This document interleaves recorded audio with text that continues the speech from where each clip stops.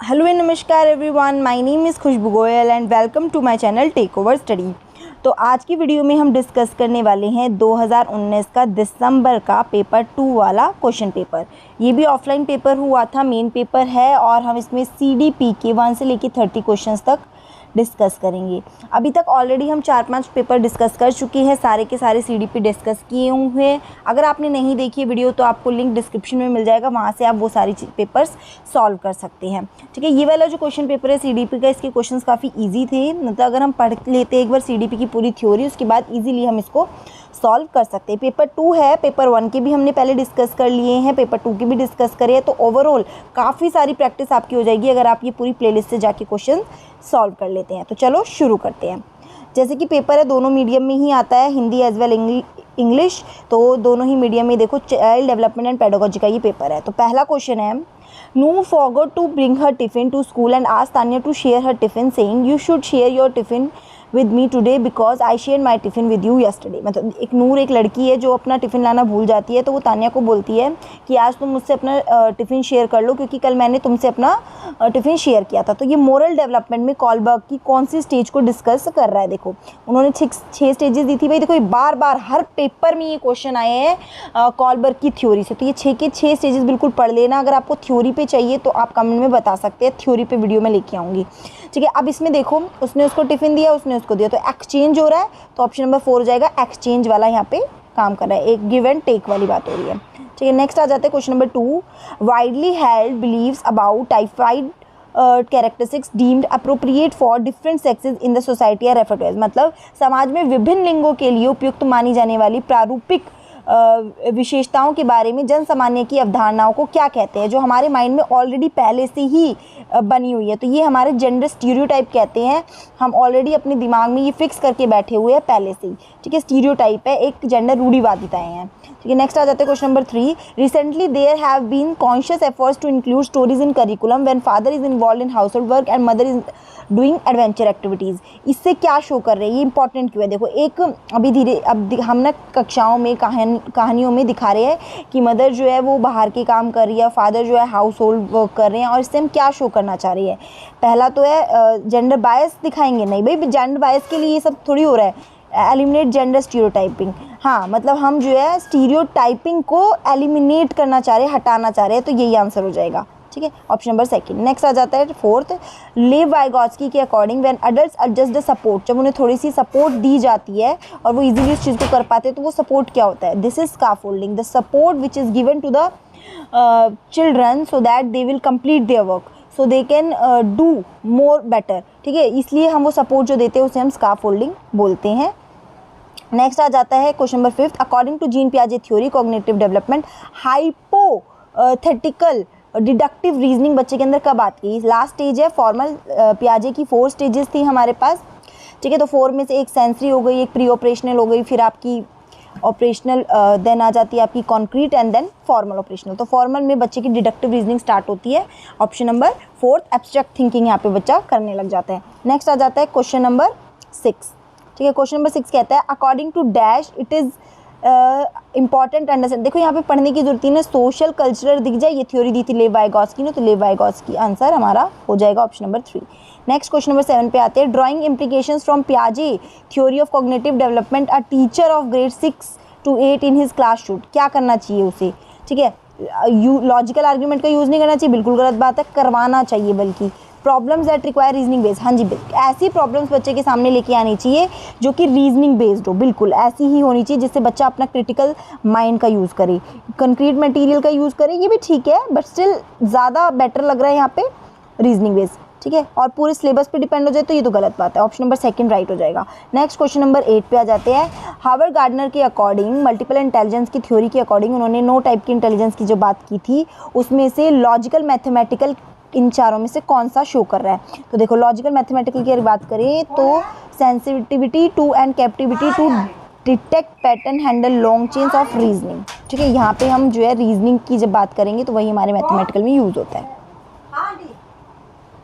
Next आ जाते हैं क्वेश्चन नंबर 9 पे, the process by which children develop habit, skills, values. किस प्रोसेस से बच्चा अपने अंदर स्किल्स को, वैल्यूज़ को, मोटिव्स को डेवलप करता है, रिस्पॉन्सिबल होता है as a member of society. तो ये हो जाएगा सोशलाइजेशन, क्योंकि सोसाइटी की बात हो गई और सब मिलजुल के स्किल्स, वैल्यूज़ को डेवलप कर रहे हैं, तो सोशलाइजेशन हो जाएगा। Next question number 10, which of the following statement about the role of heredity. Heredity वाली बात जैसी आ जाती है तो यहाँ पे हमेशा हेरिडिटी और एनवायरनमेंट का प्रोडक्ट से ही बच्चे की डेवलपमेंट होती है। तो ऑप्शन नंबर 4 यहाँ पे दिख रहा है, हेरिडिटी बोथ इन्फ्लुएंस करती है, दोनों नहीं करती, एक करती है, एक ज़्यादा करती है, ऐसा नहीं होता, दोनों का ही प्रोडक्ट से बच्चे की डेवलपमेंट होती है।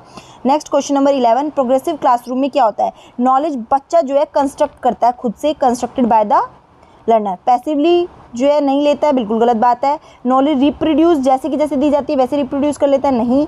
और इंस्ट्रक्शंस के थ्रू रिकॉल करता है, नहीं। तो पहला आ जाएगा कंस्ट्रक्ट की जाती है। प्रोग्रेसिव का ही मतलब है प्रोग्रेस करना, कंस्ट्रक्ट करना, learning by doing, hands on activity के साथ करना। नेक्स्ट आ जाता है question number 12, continuous and comprehensive evaluation include. Continuous और कॉम्प्रिहेंसिव इवैल्यूएशन में क्या क्या चीज़ें आ जाती है? देखो, सिर्फ फॉर्मेटिव नहीं भाई, सिर्फ समेटिव बिल्कुल भी नहीं, ना फॉर्मेटिव ना समेटिव, ये तो बात ही नहीं है। फॉर्मेटिव समेटिव दोनों ही यूज़ होती है हमारी जो भी है सीसीई में, ठीक है, सीसीई में दोनों ही चीज़ इंक्लूड होती है। नेक्स्ट आ जाता है क्वेश्चन नंबर 13 पे। नेक्स्ट क्वेश्चन नंबर 13 पे आते हैं, student in your class has been told again and again from different sources that people from his social group typically perform poorly in academics. कि अलग अलग विद्यार्थी जो कि अलग अलग जगह से आए हैं, शैक्षिक क्षेत्र में भिन्न स्तरीय प्रदर्शन करते हैं, उसके बारे में बताया जा रहा है। ये एक स्टीरियोटाइप चल रहा है, तो इसमें टीचर को क्या करना चाहिए? देखो, टीचर को इग्नोर कर देना चाहिए, बिल्कुल गलत बात है। और कंपटीशन बना देना चाहिए, नहीं भाई। टू लीव एंड एकेडमिक, उसे बोले कि यहाँ से चले जाओ, कुछ और ज्वाइन कर लो, नहीं। कुछ स्टोरीज और एग्जाम्पल्स को शो करना चाहिए, रोल मॉडल की तरह आना चाहिए, जिससे कि वो इस स्टीरियोटाइप को कम कर सके, ठीक है ना, या हटा सके। Next question number 14, inclusive classroom मतलब नॉर्मल और जो स्पेशल बच्चे हैं सभी मिल के एक साथ एक क्लास में पढ़ते हैं, ठीक है। इसमें क्या इंक्लूड होता है? टीचर शुड लेबल बच्चों को हैंडीकैप लेबल करे, नहीं। पे सिर्फ गिफ्टेड बच्चों पे अटेंशन, नहीं। एक पिटी सिंपैथी दिखाए, बिल्कुल भी नहीं। ये बिलीव करे कि हर एक बच्चा चाहे कैसा भी हो, फिजिकली प्रॉब्लम हो, लर्निंग डिसेबल हो, सबके अंदर पोटेंशियल है, एबिलिटीज़ है। नेक्स्ट आ जाता है question number 15, a student show that following science in the classroom.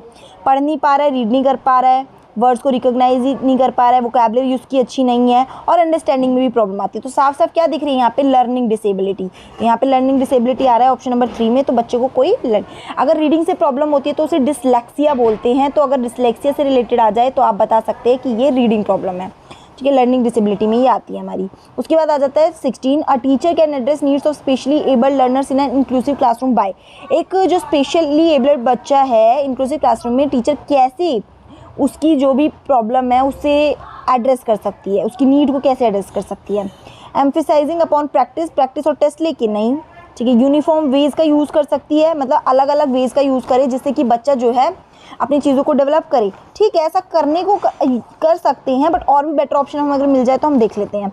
Giving a lot of return homework, बहुत सारा होमवर्क दे दे, बिल्कुल गलत है। डेवलपिंग स्पेसिफिक लर्निंग ऑब्जेक्ट, हाँ, बच्चे की स्ट्रेंथ और वीकनेस के अकॉर्डिंग अपनी स्पेसिफिक लर्निंग ऑब्जेक्टिव बनाए जिससे हर बच्चा सीख पाए, ठीक है। Question number 17, a teacher can encourage creative learners in her classroom. कैसे टीचर जो है अपने क्लास में क्रिएटिव बच्चों को, सृजनात्मक बच्चों को एनकरेज कर सकती है? तो पहला कन्वर्जेंट थिंकिंग पे, यस बिल्कुल। देखो, कन्वर्जेंट थिंकिंग तो होनी चाहिए ना, बच्चा अलग, अच्छा सॉरी, कन्वर्जेंट मतलब एक ही पॉइंट पे नहीं, कन्वर्जेंट नहीं होनी चाहिए। डाइवर्जेंट थिंकिंग को डिस्करेज करना नहीं भाई, डिस्करेज नहीं करना, डाइवर्जेंट थिंकिंग को एनकरेज करना है, दोनों पॉइंट कट जाएंगे। Encouraging multiple perspective and appreciating original ideas, बिल्कुल मल्टीपल पर्सपेक्टिव को एनकरेज करे कि हाँ भाई अलग अलग आइडियाज़ बच्चा लेकर आ रहा है और उसके ओरिजिनल आइडियाज़ को भी अप्रिशिएट करे, ठीक है। Question number 18, which of the following factors support meaningful learning. इनमें से मीनिंगफुल लर्निंग कब होगी क्लास में? जब टेस्ट होने लग जाएंगे, बिल्कुल भी नहीं। रिवॉर्ड्स देंगे, नहीं, मीनिंगफुल लर्निंग थोड़ी हुई, वो तो फिर एक बाहर से एक्सट्रिंसिक मोटिवेशन दे रहे हैं। लेक्चर मेथड, बिल्कुल भी नहीं। जेन्युइन इंटरेस्ट आना चाहिए बच्चे का, उसकी लर्निंग ओवरऑल होनी चाहिए, तो ऑप्शन नंबर 4 हो जाएगा। Next question number 19, an example of effective problem solving strategy. कौन सा एक एग्जांपल है जिसमें इफेक्टिव हम प्रॉब्लम सॉल्व कर पाएंगे इफेक्टिवली, ठीक है। Not paying attention, evaluating solution. Attention पे फोकस ही नहीं करना, कोई अटेंशन नहीं देनी, गलत बात है। अटेंशन देंगे जब ही तो सॉल्यूशन मिलेगा। फिक्स कर देंगे एक चीज़ों को, फिक्स तो बात ही गलत है। अगर हम कोई चीज़ फिक्स ही कर देंगे, फ्लेक्सिबिलिटी है ही नहीं, तो हम कैसे सॉल्व कर पाएंगे। Response at getting stuck on one way of representing, सिर्फ एक ही चीज़ पे स्टक हो गए, बिल्कुल गलत है। लास्ट ऑप्शन नंबर 4 ठीक होगा, क्योंकि इसमें हम प्रॉब्लम्स को सब गोल्स में डिवाइड कर देंगे, पार्ट्स में डिवाइड करके उसको सॉल्व करेंगे, इससे हमारी पूरी प्रॉब्लम सॉल्व हो जाएगी। Next question number 20, which of the following is not an effective strategy for teaching learning. Teaching learning के लिए कौन सी इफेक्टिव स्ट्रेटजी नहीं है? बच्चों को एनकरेज करना, ये तो ठीक है। एक्सपेरिमेंटेशन करना, बिल्कुल ठीक है। डायलॉग डिस्कशन करना, ये भी ठीक है। नॉट पूछा था, तो नॉट की अगर जब भी हम बात करते हैं तो यहाँ पे सिर्फ जो गिवन नॉलेज है उसी को रिप्रोड्यूस करना is not a good thing, effective नहीं होगा। वहाँ पे हम कॉपी कर रहे हैं, चीज़ें नहीं रिप्रोड्यूस कर रहे हैं, क्रिएटिव कुछ नहीं है, तो इसलिए option number 4। Next 21, how can teachers deal with the children non attentive. बच्चा अगर क्लास में नॉन अटेंटिव है, ध्यान नहीं दे रहा है, तो कैसे टीचर को उसके साथ डील करना चाहिए? उससे बाहर निकल जाने के लिए कह देना चाहिए क्लास से, नहीं फिर हम बच्चे पे ध्यान नहीं किया दिया, उसको डांट देना चाहिए, बिल्कुल नहीं। Talk to them and find out reason, हाँ उससे बात करो, पता करो कि उसकी क्या रीजंस है, वो क्यों नहीं अटेंशन दे रहा है, फिर उसके अकॉर्डिंग रेमेडी ढूंढो, ठीक है। तो ऑप्शन नंबर 3। नेक्स्ट आ जाएगा, constructivist approach suggest that dash is a crucial for constructing knowledge. इनमें से चारों में से नॉलेज को कंस्ट्रक्ट करने के लिए क्या इंपॉर्टेंट है? तो देखो, पहले बच्चे के पास जो नॉलेज है वही बहुत इंपॉर्टेंट है, जिससे हम आगे बच्चा सीख पाए, ठीक है ना। प्रायर नॉलेज जो होती है, प्रीवियस नॉलेज जो होती है हमारे पास, वही न्यू नॉलेज पे लेके जाती है और इससे ही जो है कंस्ट्रक्शन होती है, ठीक है। नेक्स्ट आ जाते हैं क्वेश्चन नंबर 23, चिल्ड्रन कंस्ट्रक्ट नेव थ्योरीज। बच्चे जो है अपने अंदर अपने अनेक घटनाओं के बारे में सहजनाभूत सिद्धांत की संरचना करते हैं, ठीक है। इस फिनोमिनन में क्या टीचर शो कर रहा है, मतलब in this background teacher should, क्या करना चाहिए उसको? चैलेंज दीज कंसेप्शंस, हाँ इन कंसेप्शन को जो बच्चे के अंदर बन गए हैं इनको चैलेंज करना चाहिए, जिससे कि जो प्रॉब्लम्स है वो सॉल्व हो पाए, ठीक है। आइडियाज़ को डिसमिस कर देना गलत बात है, इग्नोर कर देना गलत बात है, बच्चे को डांट देना गलत बात है। बात करो उस बारे में और बच्चे की क्लियरिटी दो बच्चे को, ठीक है। नेक्स्ट आ जाता है question number 24, the relationship between cognition and emotion. देखो ये सीधा सीधा है, कॉग्निशन और इमोशन एक दूसरे पे टोटली डिपेंड है, डायनेमिक इंटरप्ले है बिटवीन द बोथ। एक ज़्यादा पे नहीं करता, एक इसमें नहीं करता, दोनों एक दूसरे पे है, ठीक है ना। तो ऑप्शन नंबर 4 हो जाएगा। 25, विच of the following factors effect learning. Learning किस चीज़ से इफेक्ट होती है? बच्चे का इंटरेस्ट होगा, बहुत बढ़िया लर्निंग होगी। बच्चे की हेल्थ अच्छी होगी तो भी लर्निंग अच्छी होगी। माई स्ट्रेटजीज अच्छी होगी तो भी लर्निंग अच्छी होगी, और साथ में बच्चे का सोशल कल्चर कॉन्टेक्स्ट अच्छा होगा तो भी लर्निंग बढ़िया होगी। तो चारों ही फैक्टर ठीक है, ऑप्शन नंबर डी हो जाएगा correct. Next question number 26, dash are an important aspect of the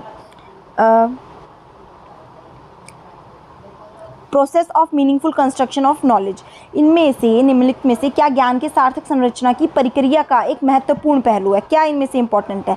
reward punishment है, देते हैं ताकि बच्चा मोटिवेट रहे, बट एक बहुत इंपॉर्टेंट और मीनिंगफुल नहीं रहेगा। स्टिमुलस रिस्पॉन्स भी नहीं होगा, ड्रिल रिपीटेटिव रिकॉल भी नहीं होगा। सोशल इंटरेक्शन बहुत इंपॉर्टेंट है। बच्चा अगर यहाँ बैठा है और लोगों से इंटरेक्ट करेगा, चीज़ों को एक्सपीरियंस करेगा, नई नॉलेज गेन करेगा, इससे जो है उसका नॉलेज का कंस्ट्रक्शन अच्छे से हो पाएगा। तो इसका जो होगा ऑप्शन नंबर 1 हो जाएगा, social interaction. Next question number 27, when student repeatedly engage in an activity. बच्चा जब एक एक्टिविटी में अगेन एंड अगेन एंगेज हो रहा है, such a design conduct an experiment to earn reward that is not directly related to the activity, such an extra star. बच्चों को star मिल रहा है, ऐसे कुछ मिल रहा है, उसके लिए वो चीज़ों को कर रहा है, तो इससे क्या होगा? बच्चे के अंदर क्या चीज़ें डेवलप हो जाएगी? इससे बच्चे के अंदर एक मैटेरियलिस्टिक एटीट्यूड डेवलप हो जाएगा कि उसको कुछ चीज़ें मिल रही है और वो करे जा रहा है, तो इससे बच्चे के अंदर वो इन्जॉय नहीं कर रहा, अंडरस्टैंडिंग तो हो ही नहीं रही क्योंकि उसको गिफ्ट मिल रहा है, ठीक है। यहाँ पे बच्चे के अंदर एक अधिगम के प्रति भौतिकवादी अभिवृत्ति का विकास हो जाएगा, ठीक है।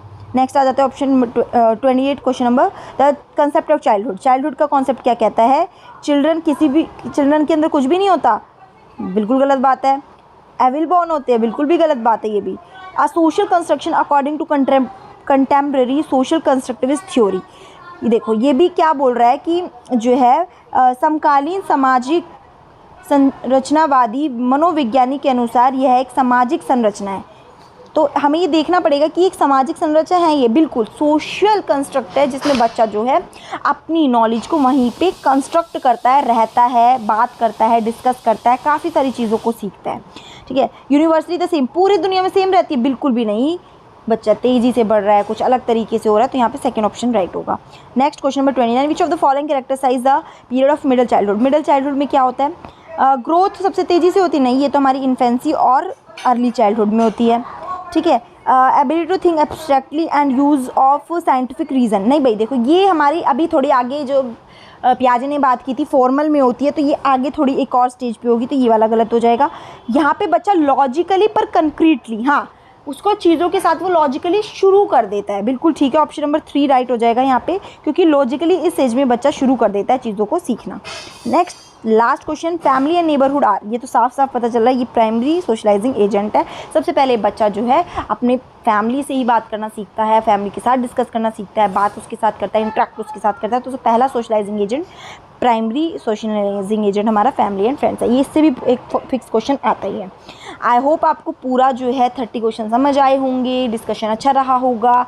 कोई भी डाउट है तो कमेंट सेक्शन में पूछ सकती हैं। बाकी जो प्रीवियस ईयर्स है PYQs है आपको मेरे चैनल टेक ओवर स्टडी पे मिल जाएंगे टेलीग्राम पे, वहाँ से जो है आप डाउनलोड कर सकते हैं, अपने पेपर्स को सॉल्व कर सकते हैं। सॉल्यूशन भी मैंने ऑलरेडी आंसर कीज़ भी वहाँ पे अपलोड की हुई है, वहाँ से देख सकते हैं। वीडियो अच्छी लगी तो वीडियो को लाइक कर दे, चैनल को सब्सक्राइब कर ले और साथ में शेयर कर ले, क्योंकि जल्दी ही DSSB की वैकेंसी आपको देखने को मिलेगी, उसके लिए भी हम न्यू वीडियोज़ लेकर आते रहेंगे। आई होप आप सब बढ़िया से पढ़ते जा रहे हैं। All the best for your exam. Thanks for watching the video.